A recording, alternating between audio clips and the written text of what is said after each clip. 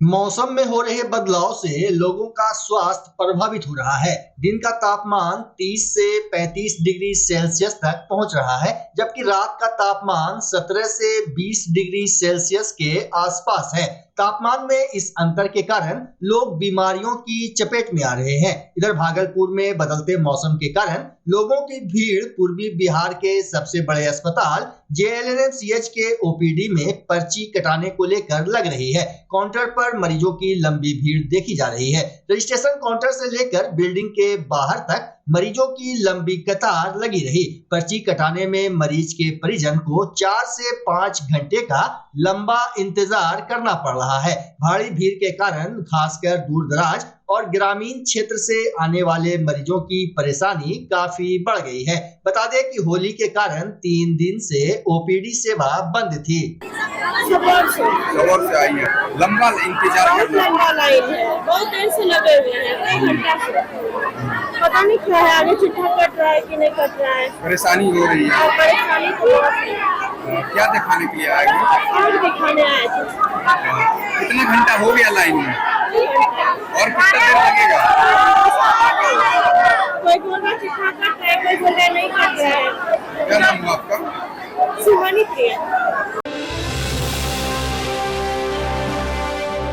सबौर कृषि विश्वविद्यालय में लगे कृषि मेला में कई प्रदर्शनी लगाई गई है। वहीं ड्रोन के माध्यम से कृषि को आगे बढ़ाने की विधि को जानने एवं ड्रोन को देखने यहाँ किसानों की भीड़ उमड़ रही है। खास बात यह है कि ड्रोन विधि से खेत में बीज की बुआई, पानी का छिड़काव, खेत में खाद एवं दवाइयों का छिड़काव आसानी से किया जा सकता है। इसके अलावा ड्रोन से आग पर काबू भी पाया जा सकता है। बता दें कि प्रधानमंत्री नरेंद्र मोदी के नेतृत्व में नमो दीदी सह ड्रोन दीदी को विकसित करने की भी शुरुआत हो चुकी है। 3 महीने की ट्रेनिंग के बाद महिलाओं को ड्रोन से खेती करने की प्रैक्टिकल ट्रेनिंग दी जाएगी। साथ ही सरकार सब्सिडी के माध्यम से महिलाओं को ड्रोन देगी।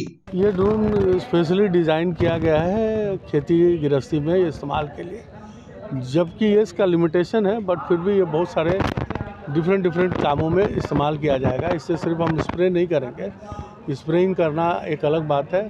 उसके अलावा हम लोग इससे बीज का भी खेत में बीज भी डाल सकते हैं।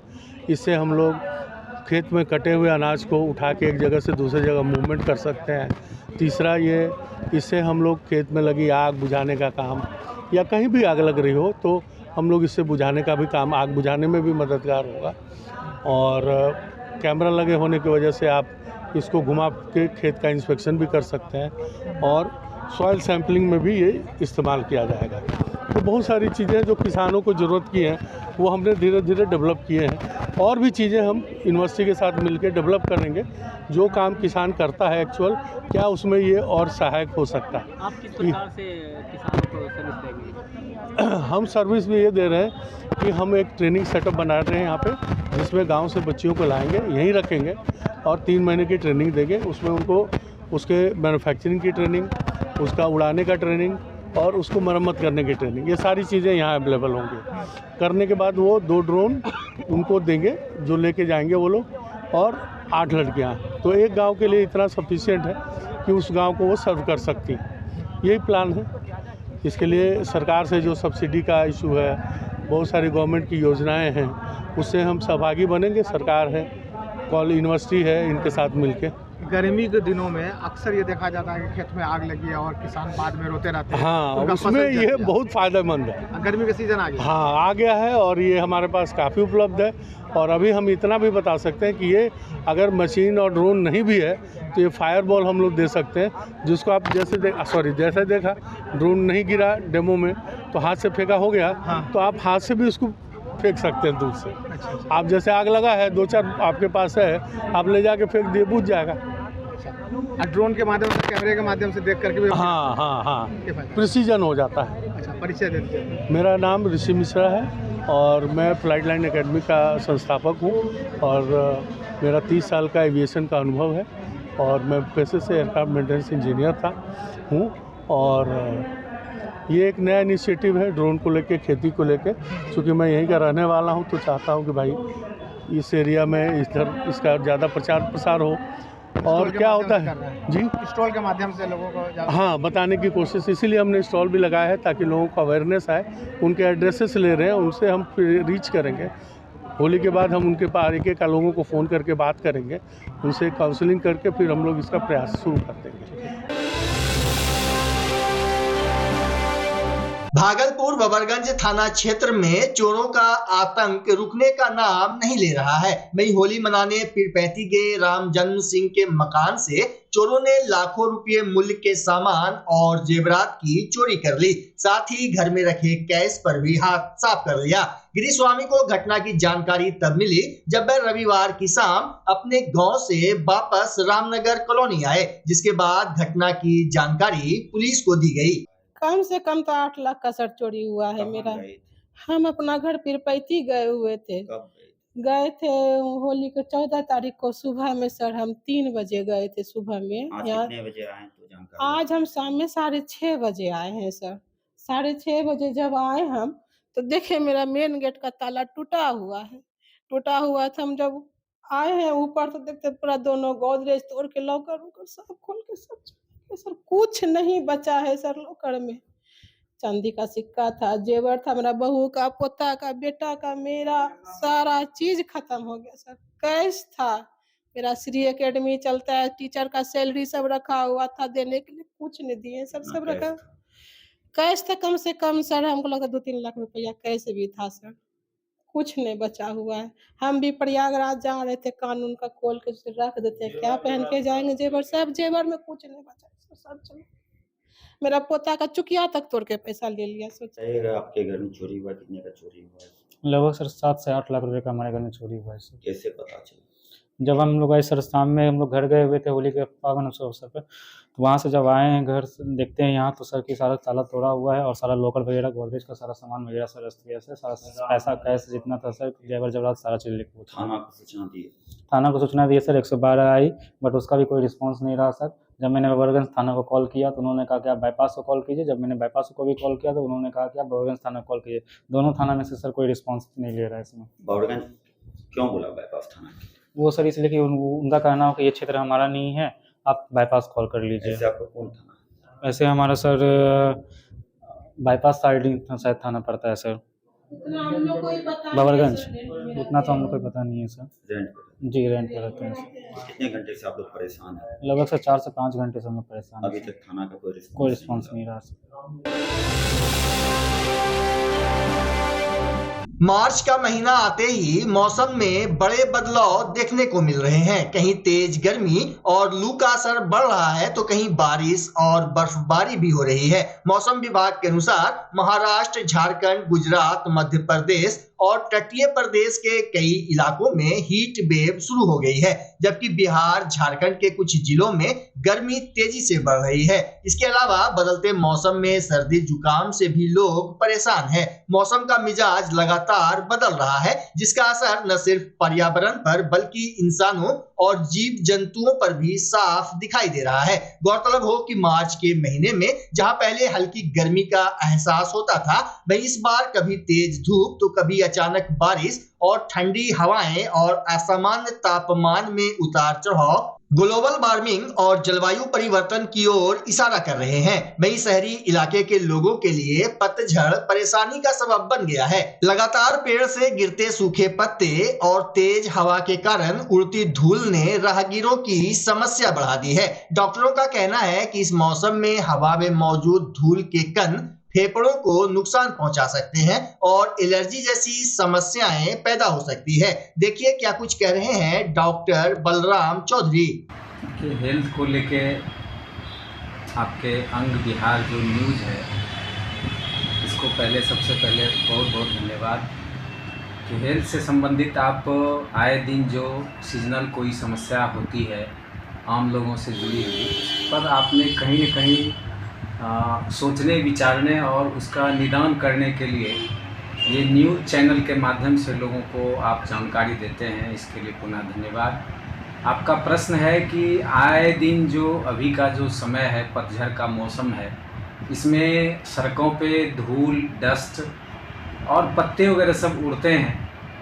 ये चैत का महीना है, लगभग हम लोग नए वर्ष में प्रवेश कर गए हैं। और इसमें खास करके जो पत्ते झड़ते हैं और हवा चलने से, पछिया हवा चलने से धूल उड़ती है, तो मेरे नाक के द्वारा लंग्स में जाता है, सांस से संबंधित चीज़ों को प्रभावित करता है। और साथ ही साथ सबसे ज़्यादा यदि धूल डस्ट फांकता है तो वो हमारा आँख है, जो कभी हम लोग आँख बंद करके नहीं चल पाएंगे। नाक तो बंद कर लेंगे, मास्क लगा लेंगे, या ज़्यादा धूल उड़ेगा तो हम नाक पे हाथ भी डाल सकते हैं, लेकिन आँख पे कैसे हाथ डालेंगे और कैसे चलेंगे, चल कैसे पाएंगे आँख पे। उसके लिए बहुत अच्छा उपाय है, घरेलू उपाय है, वो हम लोगों से हम अपील करना चाहेंगे कि जब भी आप घर जाते हैं, हाथ पैर धोने का काम करते हैं, उस समय मुंह में पानी भर के आँख में छींटा मारें तो उससे आँख की सफाई होगी। यह प्रायः जब भी आप पानी के नज़दीक जाते हैं, जब हाथ पैर धोते हैं, मुंह धोते हैं, उस समय ज़रूर करें, उससे आँख की सफाई होगी। दूसरा चीज़ है कि हमारा जो लंग्स शुरू हो जाता है वो नाक से ही शुरू हो जाता है, तो उसके लिए सबसे बढ़िया उपाय है कि आप अनुलोम विलोम का अभ्यास करें। साथ ही साथ अभी चैत का माह है, इसमें लगभग आप यदि नीम और तुलसी का सेवन करते हैं तो काफ़ी उपयुक्त रहेगा। आपके स्वास्थ्य संबंधित जो समस्या होने वाली है, धूल और जो पत्ताएँ उड़ती है, उससे संबंधित जो समस्या होने वाली है वो आपको उससे बच पाएंगे। भागलपुर गनीचक स्थित क्रिसेंट इंग्लिश स्कूल में आज से नए सत्र 2025-26 का प्रारंभ हो गया। इस अवसर पर पूरे स्कूल कैंपस को गुब्बारों से सजा दिया गया था ताकि छोटे बच्चे आकर्षित हो सके। वहीं स्कूल परिवार में अलग ही खुशियां दिखाई दे रही थी। स्कूल के शिक्षक मोहम्मद शमशाद ने बच्चों को शिक्षा का महत्व बतलाया, जबकि स्कूल की प्रिंसिपल निगार सुल्ताना ने बच्चों और आए हुए अभिभावक का स्वागत किया। वहीं डायरेक्टर शाह रजी अहमद ने बताया कि पिछले सत्र का वार्षिक परिणाम 9 मार्च को घोषित हुआ था। उसके बाद 10 मार्च से पुस्तक वितरण किया गया। उन्होंने जानकारी दी कि पुस्तक वितरण पुनः 18 मार्च से प्रारंभ होगा।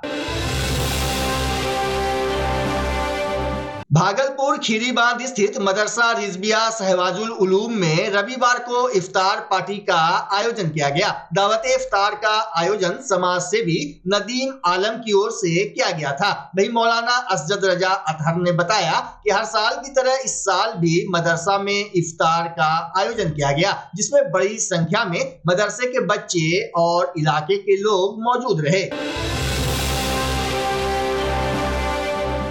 बच्चा जब जन्म लेता है तो कई बार बच्चा तुरंत नहीं रोता है, रोने में देर हो जाता है। ऐसे में बच्चा क्षतिग्रस्त हो जाता है और उसके बचने की संभावना कम हो जाती है। और यदि बचा तो भविष्य में उसमें विकलांगता की समस्या आती है, जिसे सीपी कहते हैं, जिसका कोई माकूल इलाज नहीं है और ज़िंदगी भर बच्चा विकलांगता से जूझ सकता है। ऐसे में पूरे संसार में कूलिंग थेरेपी का सहारा लिया जाता है। जन्म से ठीक 6 घंटा के अंदर यदि उसको कूलिंग थेरेपी दिया जाए तो उससे उसका सीपी की समस्या कम होती है और बचने की भी संभावना बढ़ती है। पहली बार बिहार झारखंड में आपके शहर के स्नेह नवजात शिशु बाल सेवा केंद्र में यह मशीन उपलब्ध है। कभी भी ऐसी बात हो कि बच्चा रोने में विलम्ब हो गया तो आप स्नेह नवजात शिशु बाल सेवा केंद्र में जरूर संपर्क करें।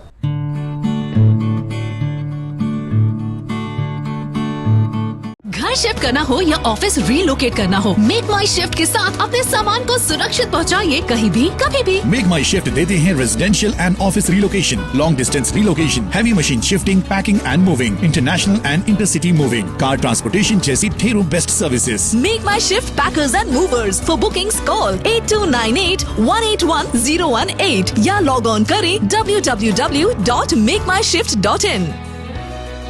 रिंकू एलईडी बल्ब एक बार लाओ और चलाते ही जाओ। हमारे एलईडी बल्ब्स है क्वालिटी में नंबर 1 और एनर्जी एफिशिएंट, जो रखे एनवायरनमेंट और आपके बिजली के बिल दोनों का ख्याल। रिंकू एलईडी बल्ब के साथ एनर्जी बचाओ और बिल घटाओ। ये है पावर सेविंग लाइट जो चले लंबे समय तक और रखे आपके घर को रोशन। हमारे यहाँ एलईडी लाइट्स मिलते हैं एक व्यापक रेंज में, जो आपकी हर जरूरत को पूरा करेगी। लेकिन यही नहीं, हमारे एलईडी लाइट सिर्फ चमकदार नहीं बल्कि एनवायरनमेंट फ्रेंडली भी है। तो आज ही लाओ रिंकू एलईडी LED बल्ब और पाओ 1 साल की वारंटी का भरोसा। रिंकू LED बल्ब्स, नई जनरेशन के स्मार्ट बल्ब्स। आज ही संपर्क करें 8651063786 या मेल करें rinkuledbulb@gmail.com। हमारा पता असाननपुर, भागलपुर, बिहार 812002।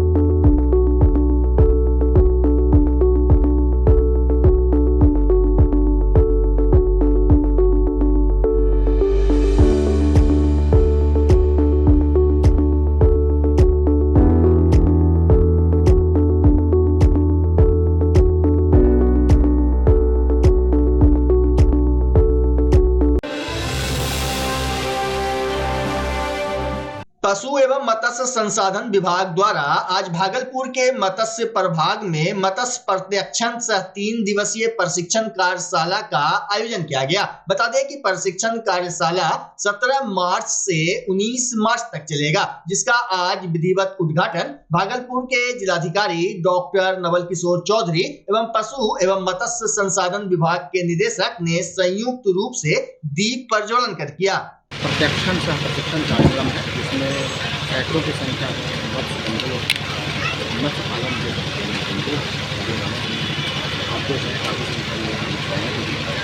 और उनका एक विशेष करके प्रशिक्षण कार्यक्रम है। और मैंने भी उन सभी लोगों का बोध किया है कि अब हमें वैज्ञानिक तरीके से मछली पालन करने की जरूरत है और वैज्ञानिक तरीके से हम देख लें कि कहाँ के पानी में क्या प्रचुरता है, क्या कमी है और किस प्रकार की मछली तलाश करते हैं। एवं इसके मार्केटिंग को भी हमने लिंक करने के लिए बोला है कि बिहार में मछली का एक बहुत बड़ी संभावना है। खास करके हमारे करीब 7 से 8 करोड़ जनसंख्या को हम लोग फीड कर सकते हैं जो नॉन वेजिटेरियन है, जो वेजिटेरियन है। इसमें मछली पालन की बहुत संभावना है और मैंने अपने अधिकारियों से भी अनुरोध किया है कि लोगों को ट्रेन करके अपने लोगों को मछली पालन के लिए